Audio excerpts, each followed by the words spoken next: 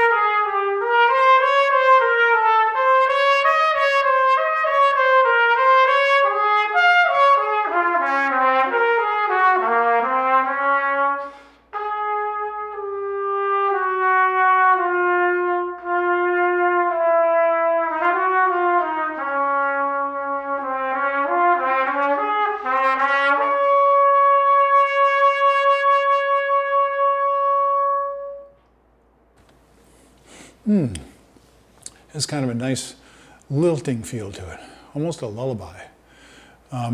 So what's in here for us to work on? What will help us with our playing?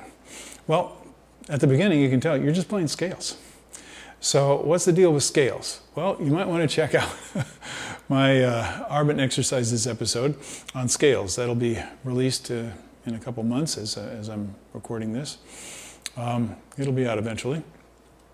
And there'll be some information in there about how to use scales as musical exercises. And this is a wonderful opportunity because here you have this pleasant little tune and all you're doing is playing a scale. Well, what's the point?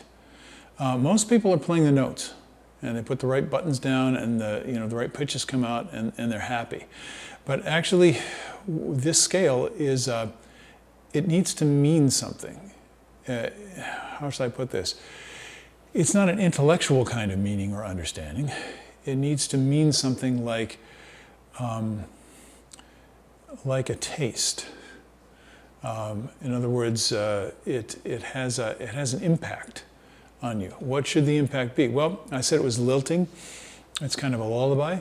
So I suppose a feeling of comfort. Now, of course, when we're feeling uncomfortable playing, then we're going to have trouble sharing that comfort feeling with somebody else in the music. How should we work on it?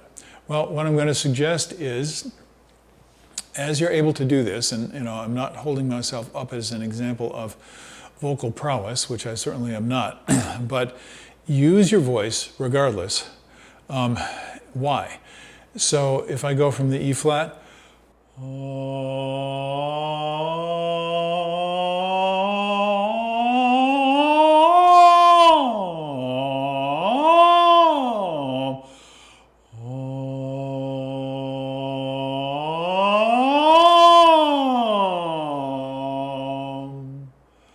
see, I'm doing one thing. I'm doing one gesture. And in a sense, all I'm doing is keeping my balance, the balance of the sound, the balance of the release and the support of the air, the balance of the sense of motion, where I'm going to. And I'm dealing with the pitches. I'm, so to speak, playing the notes, but I'm not doing this. That kind of thing. And I think because we're doing that, we tend to get into a more, thinking of this as more individual notes. And that kind of wrecks up the music in a piece like this. You can play it that way and record yourself. See the different results you get. See if you can hear the differences from the way you think about it to the recording. The way you're thinking about it, the way you're sensing it, the way you're envisioning it would be a better word, is the main thing.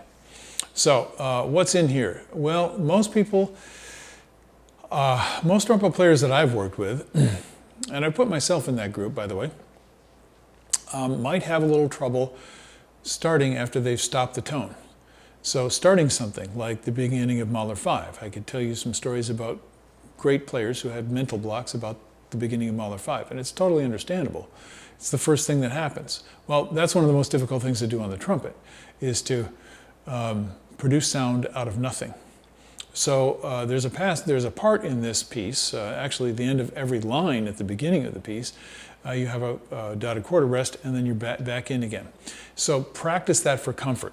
And what I suggest is, if you're playing that long phrase, you want to notice, well, if I take a breath, manage your breath. I'm taking this much air, I'm releasing it over this period of time easily, and by the time I get to the end of the phrase and I'm going to take another breath, here's where I am in the breath. So then note that, and when you get to the end of the phrase,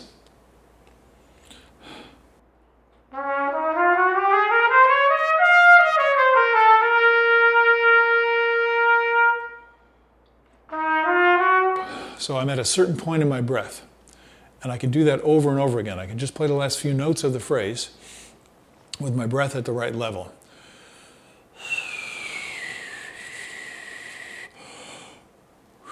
And then take a breath. And always breathe rhythmically. Sometimes that's an incredibly quick breath. Sometimes it's a very long, slow breath. Breathe rhythmically and smoothly. And why? Because you're setting yourself up for when you're going to release the breath. So as I play that, I'll try and show you.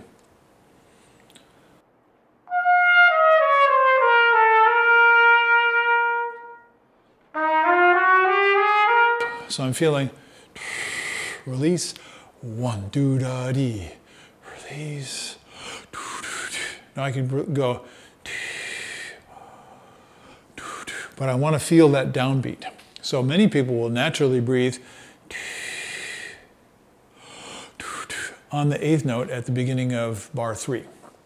And that's a perfectly legitimate thing to do, as long as you're not rushing yourself. So this is a great place to practice these things. Now the next spot you're going to notice this is, where is it, bar 10, where you have these interestingly written notes, 8th note tied to a 16th note with a 16th rest. Now you could have written that differently. When I see this, as I've said before in other episodes, that means he's thinking about length. He's thinking about connection. He doesn't want to go D-ya, D-ya, D-ya. He's thinking about a line. So I'm going to just play the line. I'll play bar 9, and then I'll play the line, and I'm going to leave out the rests.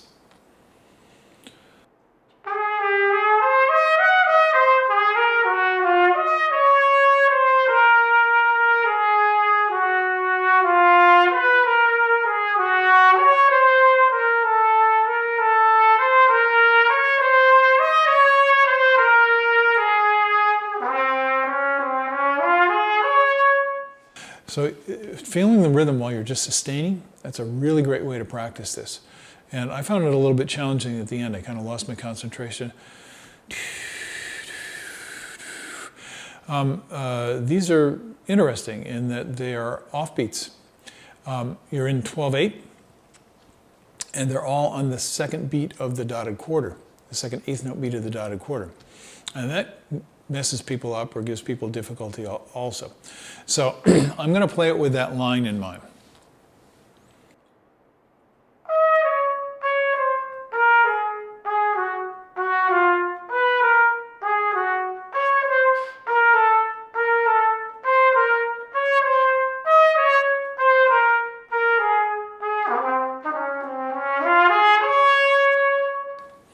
Okay, now something I've noticed a lot when I'm teaching is people will breathe in order to maintain the rhythm.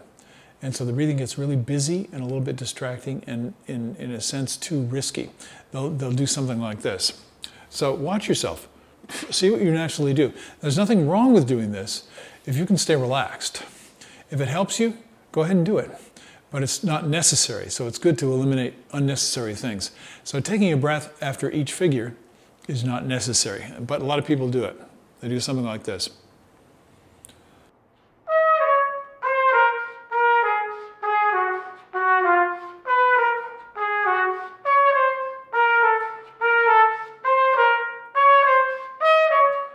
And a lot of times they won't even be taking a breath. There's actually no air coming in. It's like dee-da, dee-da, dee-da. So that's kind of random activity. And if you can choose to do it in a different way, concentrate, see if you can avoid that kind of knee-jerk habit that you may be doing completely unconsciously, and it'll help you to feel the line. So you might have noticed, I think when I played it, I breathed about every bar or so.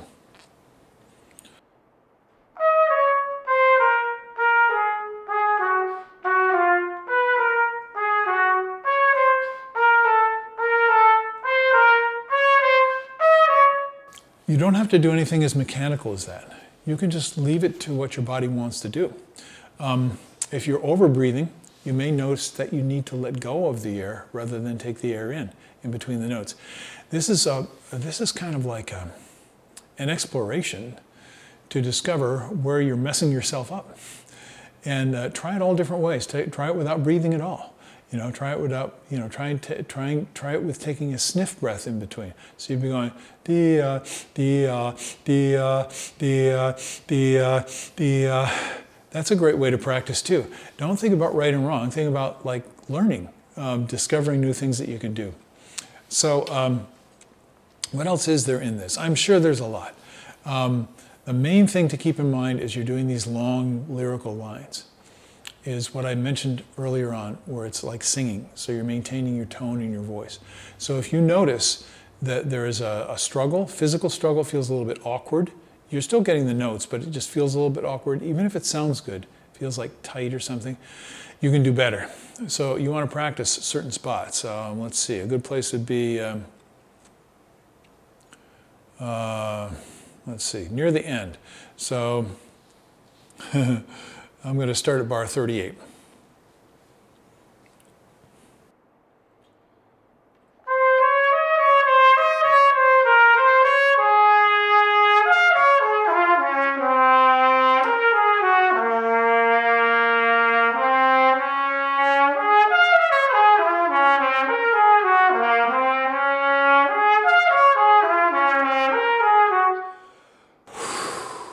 I'm playing even on the end of the air.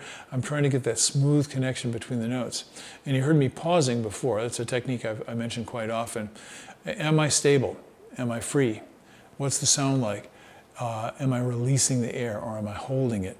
Am I manipulating with my face, or with the tongue or with the throat? And if I can get rid of all those little kind of efforts to try and control things, it's going to be easy and fun to play something like this. So I hope you put some of these things into your practice routine. Don't try and do everything at once. Just do one thing at a time and see if you can kind of encourage your body to accept new ways of doing things. That's a great way to practice. Always look to secure the ways that you know are really good. So that's the way you play, and then look for a variety of ways to also accomplish the same thing, and that gives you flexibility. All right, go practice. I hope you've gotten some inspiration from this to do so, and I'll see you the next time. Have a great day. Bye-bye.